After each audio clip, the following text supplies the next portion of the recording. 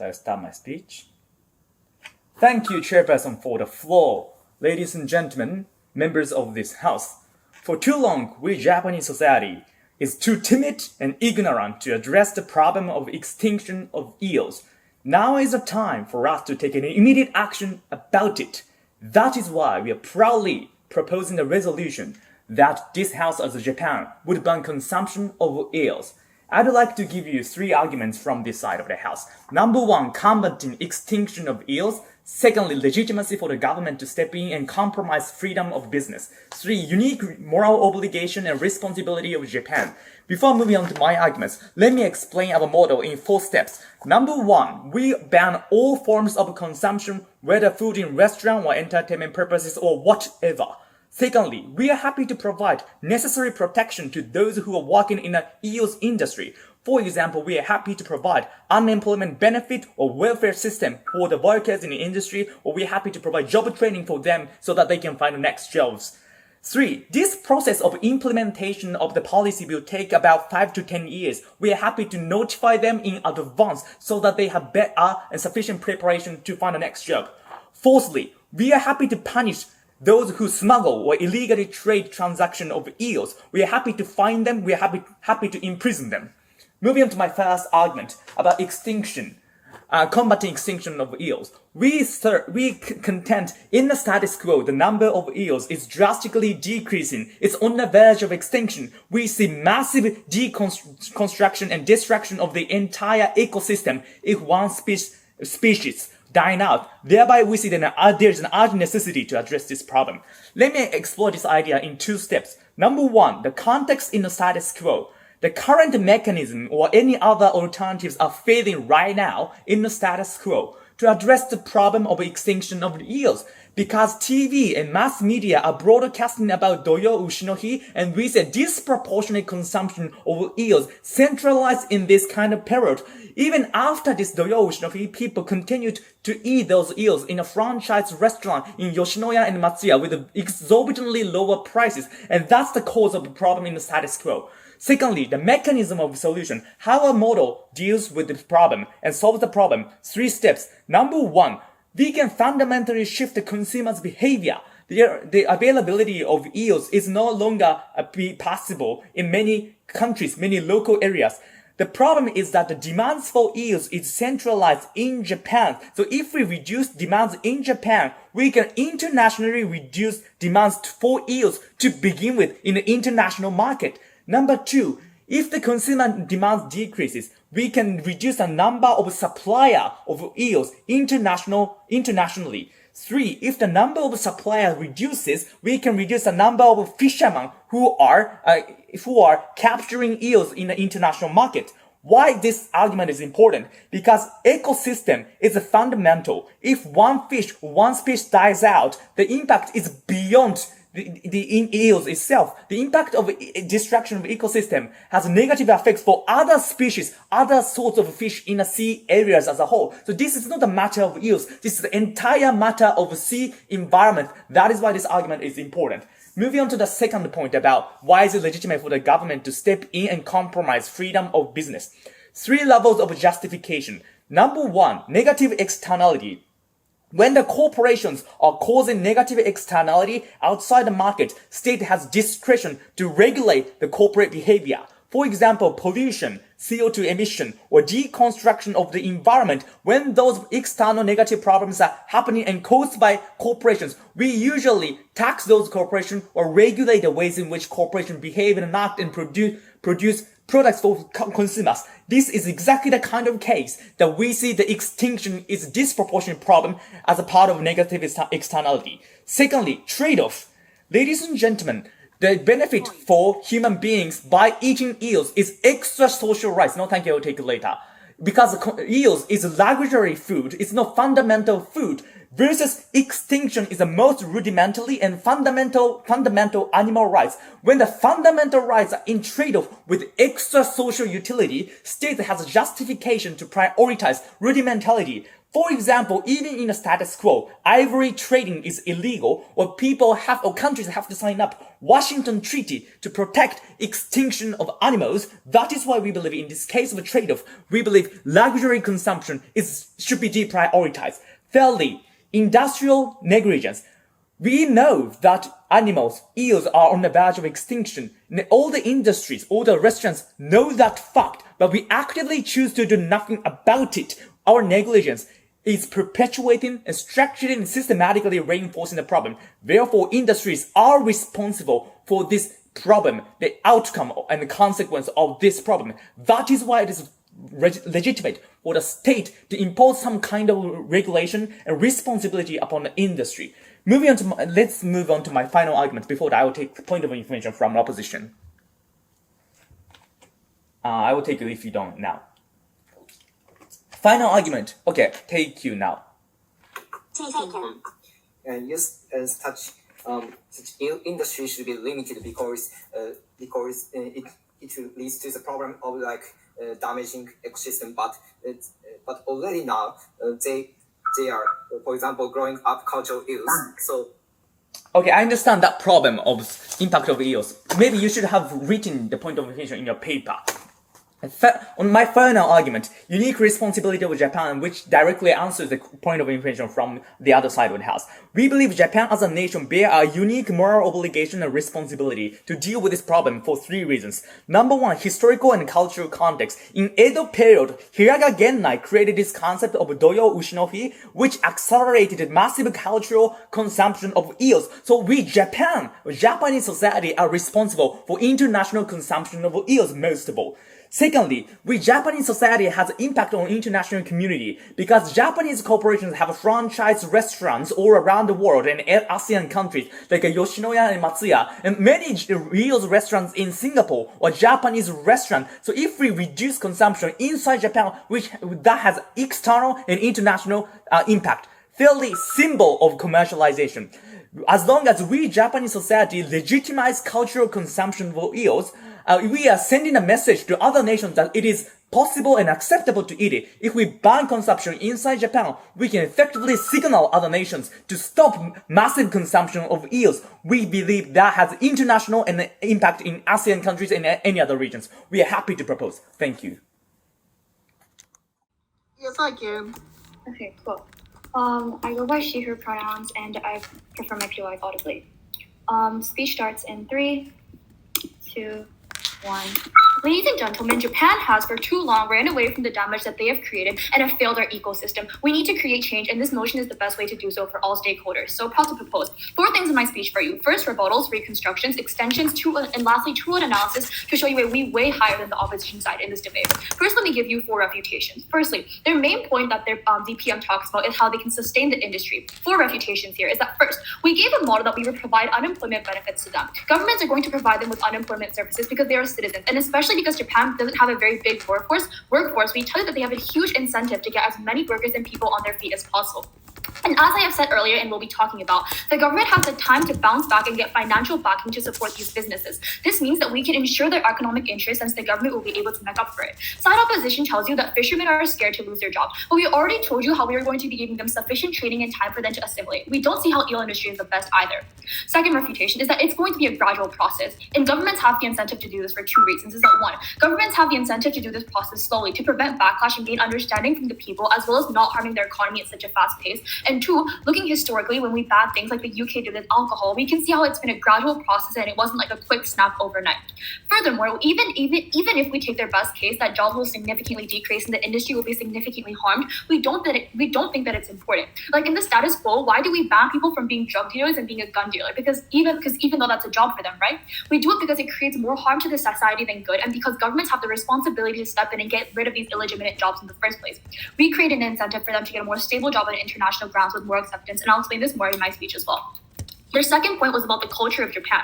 Once again, this point is not mutually exclusive and does not hold as much impact as opposition claims because they simply fail to analyze the status quo or weigh importance. Two layers of analysis here is that one, there are other cultural aspects in Japan that are sustained and don't ruin the ecosystem, so it's not mutually exclusive. And two, even if it is culturally important, we are willing to trade it off because we see that saving a dying species that can never come back is more important. Simply speaking, culture is not a reason to invade fundamental rights of animals. Because, for example, if animal abuse is a part of culture, the state regulates it. For example, bullfighting and whaling, we oppose this too. The trade-off here is that it's luxury versus fundamental rights, and we tell you that luxury can never be weighed as more important than the fundamental rights of animals that we humans have exploited in the past. Third, they talk about technology. Chair, notice the inherent contradictions they make here because they tell you that they care about jobs. They tell you that they care about the people's well-being. But notice how jobs are stolen from people by technology because technology is simply faster and they're more sufficient at doing these simple jobs. If the status quo continues, the eel industry will be replaced with robots and technology because of the increase in technology that opposition tells you about. This is significantly more harmful on their side of the world because now they have no other job, no other training for them, no time for them to recover and get back into this job industry, which also ultimately affects the economy of Japan because once again, Japan doesn't have a very big workforce. This also destroys eel culture. Notice the inherent contradiction here with how they outweigh their own point with their own point. Ironic, right? Next, some extensions from my first speaker. We tell you that our fourth signpost is about how this creates better narrative and international views on Japan, which leads to better trade and more opportunities, which ultimately benefits the economy. Right now, in the status quo, Japan is seen as a whale-eating country, which benefits on the consumption of endangered animals, very similar to other countries where shark fins are integrated into their natural cuisine. However, slowly China and other Asian countries are starting to reduce and supervise over the consumption over endangered animals too. So we ask, why not Japan? The thing is, Japan has a very bad portrayal and narrative in the status quo on media and in international relations due to the fact that they refuse to ban any endangered animal consumption. For example, whales as well, right? With the banning of eels, which is a much more easier process than banning the mass care of whales or other animals, which often happens underground, Japan could improve their international relations and media portrayal by fulfilling their role as a country in the globalized world to protect the endangered species and get their hands onto animal rights. This is very critical to Japanese interests since they often fail to fulfill the role in the first place. Therefore, we think that banning eels would be the first step into it. Think about how the media portrayals could change. Japan will no longer be a whale-eating country, but the country that contributed to the movement of eel banning and improved the global environment and endangered animal rights. We tell that ultimately this creates many benefits and many good things to Japan in general. Two benefits here is our first benefit is that it creates better international relations for Japan. Simply because more countries will be fond of Japan will have a higher incentive to trade with them or help them in times of need, such as earthquakes or natural disasters, which also happens very often in Japan. Japan has materials that they need imported, like crops, metals, and other fundamental natural things that Japan can't get because we live on an island. We show that there's a higher likelihood of Japan being able to trade these kinds of things successfully at lower prices if these countries are more fond of Japan and if we're able to create better international relations. So the ultimate importance here is what's more important. We can't eat eels or we have better access to other economic utility and natural resources. We say that obviously economic utility and natural resources outweigh the people's want to eat eels. Our second benefit is that it can improve the image with countries, for example, Australia. We can have businesses and more students study there because now there's more cultural acceptance, which leads to the decrease of racism towards them. This means a much larger market for Japan to compete in and a much larger economy for Japan to increase the number of businesses and job opportunities. This is especially important when Japan has a crumbling economy and is in need of help of other countries. Thus, on our side, we are better for the economy, we are better for the workers, and we are better for the eels. We are also better for the well-being of Japanese people in general and Japanese people around the world, and we don't see any harm in this. I'll take a POI now. 5, 4, 3. Point taken. Okay, so what do you do if eels are too many increase by taking this motion? We can control the number of eels by regulating the hunting or fisheries. How do you control? Okay, well, that was a very long POI. I would still like to respond to it. Firstly, they tell you about how we can regulate it, right? We see how the government right now doesn't have an incentive to regulate it and how companies don't have an incentive to regulate it simply because these eels are what are bringing them profit. Because why would the companies outweigh trying to protect the eels over their own profit? We simply think that this is too much of a utopia, too much of an unrealistic world. And we can see in the status quo how this regulation doesn't work, which is why, one, Japan is deemed as a terrible country, a whale-eating country by other countries, and two, why Japan is actively ruining the ecosystem in Japan, right? So we don't think that these regulations work, and we think that we need to put a clear incentive on these people of punishment, of literally the law of, for example, paying money, or for example, like going to jail for them to stop doing these kinds of actions. So we don't see any incentive analysis or mechanization on opposition side for this point to stand at all. Lastly, some short analysis for why we weigh over them. We acknowledge that eating eels is nice, but when we weigh the importance, we tell you that we have a significantly more important and long-term impact. This is simply because eating eels is a choice, and it's not a fundamental right that needs to be protected at all costs, simply because we don't die from not eating eels. We don't suffer that significantly to the point where our entire species and other species around us are harmed from it too and go extinct. But when we look at the eels, if this motion isn't put in place, we are literally risking their extinction, and we are risking that they completely mess up the long-term damage of ecosystems of Japan and around the world. Imagine the type of global criticism and bad image Japan will have from this, and this issue has much more significance and much more urgency, which is why we feel that this trade-off is justified. Thank you. Right. The funny thing is I never actually liked eels. I never actually cared about eating them because there is much better food out there than eels. Much better food out there that does not risk the extinction of species, right? I saw a bunch of posters in the real restaurant about identifying the different types of eels, whether they're the type which are endangered or not, right? So I wonder, when those fishermen capture eels at a large scale, what will assist them identify those endangered species, right? What are the risks we are taking by the fulfillment of the selfishness of the humankind? What will the world look like if there are no eels on the dinner table, right? Ultimately, we don't see a huge difference negatively. We only see the benefits of that post-eel banning world. As Japan, the obligation to ban eels are greater than any other countries, because ultimately eels are a part of Japanese cuisine that specifically the Japanese has a large demand for it, right? For the benefit of the world, Japan has to take the burden, proud to propose. The ultimate impact of the proposition team is to first combat the extinction of eels. This impacts the environment since we do not want the extinction of any other species, since there will be a possible threat to the collapse of the entire environmental system. Second, Japan has an obligation to do so. We tell you that ultimately Japan has the biggest responsibility in this globalized society to ban the consumption of eels, since they're the main consumers. This impacts on their international relations positively, since they will be able to have a better narrative. Third, the trade-off that we can bring to this house. This impacts the economy aspect, in which the resources could be used for other necessary resources that are needed in the country. It is about luxury versus necessity, right? We choose necessity over the consumption of eels anytime as they're never fundamentally important to our world. To summarize, the environment, the narrative that is needed, international relations, economy, the four key impacts that we bring to this house. Keep that in mind as I wait later. The opponent team has failed to provide actual impactful arguments, right? The most they have provided is a loss of jobs, to which we already told you that one, we will give them the unemployment benefits, and second, it is more beneficial to have a world, even for the eel restaurants, to run a more sustainable job. In my speech today, I'll be mainly talking about the clash points in this debate and the fundamental question that each side has to fulfill. If I have time, I'll do some of the weighing. Rebuttals will be heavily integrated into the clash point. Now, let me talk about things in the debate that fundamentally has to be answered, the main clashes, right? Now, let's talk about that one by one. Question one, why now, right?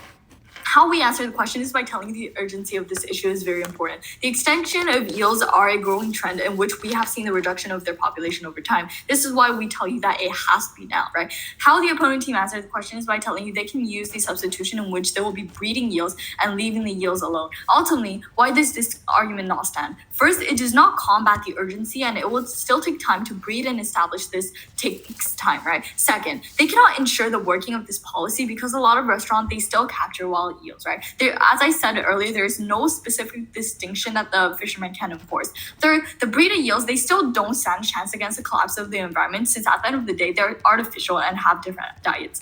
Now, even if their arguments stand, we still think that the efforts taken into account and the urgency of time is very important. They have never combated directly against this point, right? Is the numbers of eels increasing or decreasing, right?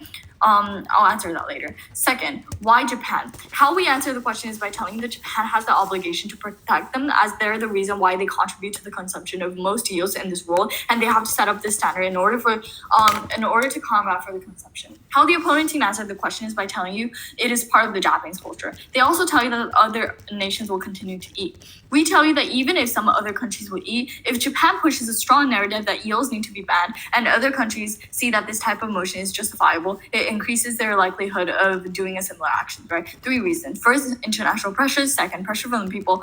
Third, see a system in a place that works, right? Also, notice how they mitigated their own harms, because their DPM also tells you that not many people eat eels right now, right? Ironic. how their team argument does not stand, because we said that the impact never overweighs ours, as we still see consumption as a harmful thing, as my partner had mentioned earlier. Ours still say that there are many examples in which a country would give up its own culture to protect animals. We recognize the importance of culture, however, it is important for sustainability and the environment to continue. Culture can exist, but no longer if they significantly harms other animals and even harm our own interest. Now, third question, why ban, right? How we answer the question is by telling you it is the most effective way to shut down the system of eel consumption. How the opponent team answered the question is by telling you they can control and breed. They talked about regulation. Chair, we tell you that looking at the status quo, the soft regulation and the monitoring is simply not enough. If it was, the status quo would not be that way right now, right? They tell you that companies would want a sustainable development and they will limit themselves for criticism and for next year's profit. We tell you that this is false because first, they fail to analyze the status quo. Second, there is no criticism in the status quo that is sufficient enough, because the narrative pushing status quo is not strong enough and people don't see it as a big problem, right? This is why we need to ban it and make a big issue and show importance. Now, even if the arguments stand, we still say that first, they can never ensure the working of their emotion, right? So for the better effectivity, for the interest, and for the best, it is the best choice to shut down the consumption as a whole. Restriction policies never work because it still contributes to negative environmental effects, right?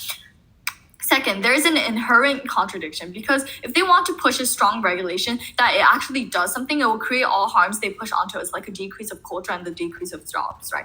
Third, will there be too many eels, right? They tell you that there will be too many eels. We told them that from the PM that this is something that is extremely good, right? Because in the status quo, there's too little eels and we need to significantly increase the amount for our ecosystem to be sustainable. They never gave you any mechanization or a status quo analysis on how there will be too many eels. In order for this debate to continue, the opposition team has to recognize the growing trend of eel population reduction. This is a fact that simply cannot be debated. Both sides has to recognize this trend and think of the solution in order for the points to stand. Now, finally, on to the weight. A few things that I would like to point out in this debate. First, banning eels for sustainment and interest for Japanese international relations versus the culture of Japan. Second, we can't access eels versus the better access of other resources that benefits the economic opportunities, right? It is pretty obvious to which side has a bigger impact, as they only provide the point about remaining of the culture and the personal wanting eels, right? They have never weighed or told us at the end of the day why the consumption of eels are so important to the point where their livestock cannot replace them. In opposition, they have to prove why benefits of having eels in the industry outweighs the harm, right? However, we have to put in perspective the bigger harm of today is the extinction of eels. We have to put matter into a world where eels will go extinct anyways, and a world where consumption still continues. This is simply the reality, right? Because we have seen the trend in which eel consumption in the status quo is slowly reducing the overall population. Now, when it comes to that world, will the restaurant not lose their jobs? Even worse, the unemployment will be worse off on their side, because by then the government will not have the incentive to provide them unemployment benefits and so on. At the end of the day, we tell you, Chair, that it is that they cannot ensure the interests of the stakeholders either, and therefore I proudly propose. Thank you. Thank you, Chairperson. The case from up is very inconsistent. There are three contradictions. Number one, on the one hand, they say the number of eels will increase too much after banning. If so, loss of culture won't happen.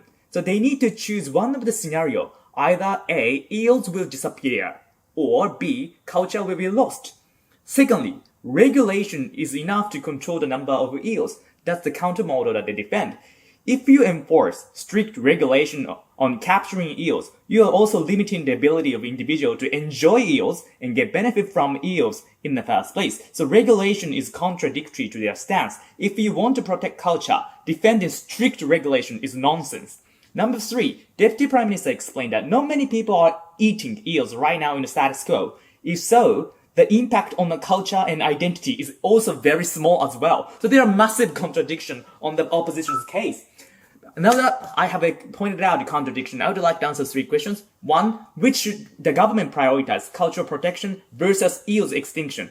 Two, does Japan bear a unique responsibility? Three, which side can provide better economic utility to a wider range of people? So first of all, about a trade-off. We believe cultural protection is not that important for two reasons. First of all, it's short-term phenomenon. In 10 to 20 years or maybe 13 years, people will forget the taste of eels and people find the next job. On the second level, opposition cannot win this debate just by saying culture is important, because cultural protection is not the reason to justify animal abuse. because states need to prioritize more fundamental rights of voiceless agent. Here comes trade-off. Consumption of luxury good and consumption of luxury food is extra social utility. Consumption of luxury food is extra social utility versus survival of endangered species and protection of entire ecosystem in sea world is rudimentary and fundamental utility. Therefore, states need to prioritize survival of endangered species. We have not heard the counter standard of comparison from the other side of the house. The conclusion. The provision of flamboyant gastronomy should never legitimize invasion of the most fundamental rights of survival of endangered species. Moving on to the second question. Does Japan bear unique moral responsibility? We gave you three logics. One, historical context. Hiraga Gennai created a concept of Ushinohi, which accelerated massive consumption. Two, Japanese franchise restaurants are located in all across the world. Thereby, this motion has international impact. Three, we can give signaling effect to other nations. Only response from the other side of the house is that maybe other nations don't care. No, exercising moral responsibility is independent from practical consequence. Exercising moral responsibility of itself is justified because Japan created this catastrophe and pandemonium of extinction of eels. Thereby, Japan should bear a moral obligation to compensate for it. Therefore, regardless of practical consequence, Japan should bear a responsibility and exercise unique responsibility. And this is the nuance of this argument. Final issue in the debate, which side can provide better economic utility? Even if we concede the economic harm from the other side of the house with regards to fishermen and jobless and unemployment in the industry, the second speaker of our side of the house gave two analyses which overweigh the small harm presented by the other side of the house. One, the international relation will be improved. We can have a better international relation by removing the prejudice and stigma about Japan, so we can expect better importation of natural resources from other nations. Secondly, we can accelerate local business. We can remove bias from countries like Australia. Thereby, we can have a better local business and better natural resource project in those countries as well, which bring a massive economic benefit for Japan as a whole. That is why we propose the motion. Thank you.